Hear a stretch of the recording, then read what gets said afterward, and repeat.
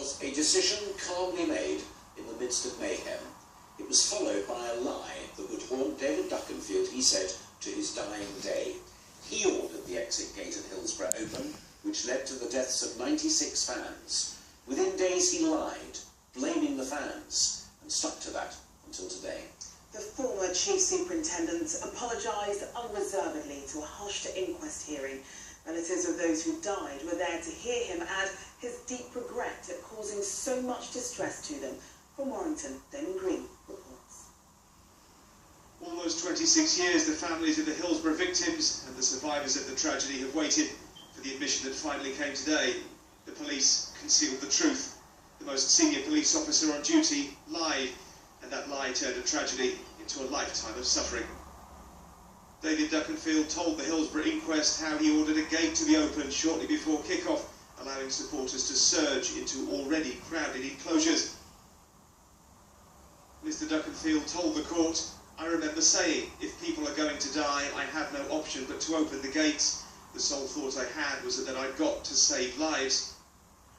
But having given that order, confronted minutes later by a disaster, and with Football Association boss Graham Kelly demanding to know how it had happened, he concealed the fact it had been his instruction. Christina Lambert QC, counsel for the inquest, asked him, "Do you consider now that you told Graham Kelly and others something that was not true?" And he replied, "Yes, ma'am." "Do you consider that you told them a lie?" "Yes, ma'am." And he went on, "That was a terrible lie. Everyone knew the truth. The fans knew we opened the gates. The officers knew we opened the gates." Soon after, he paused and addressed the victims' families directly. "I said something without thinking of the consequences and the trauma, the heartache and distress that the inference would have caused to those people who were already in a deep state of shock. I apologise unreservedly to the families, and I hope they believe it is a very, very sincere apology." One of those who died was Kevin Williams, just 15 years old. His mother Anne campaigned for the truth and died without ever hearing a South Yorkshire policeman admit to a lie. But her brother, Kevin's uncle, was there today to hear it. No one was expecting it. In fact, there's a lot of tears in court as soon as he said it. Still in shock myself to come to terms with it, but I don't. I'm very happy about it. Very happy about it, and I know Anne would have been pleased today. She could have been here. As for why David Duckenfield lied when asked for the truth, no explanation. "I'm a very honest person," he said. "No one can understand my behaviour that day, least of all me."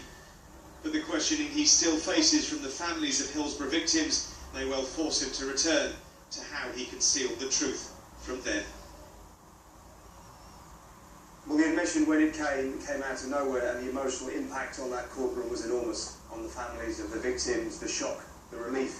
On Mr. Duckenfield himself, it was clear he was unburdening himself from a truth which he'd been carrying around for a quarter of a century. His admission that he lied was very welcome to the Hillsborough families. As for his apology, many of them will say that apology has come 26 years too late. Damon, thank you. Almost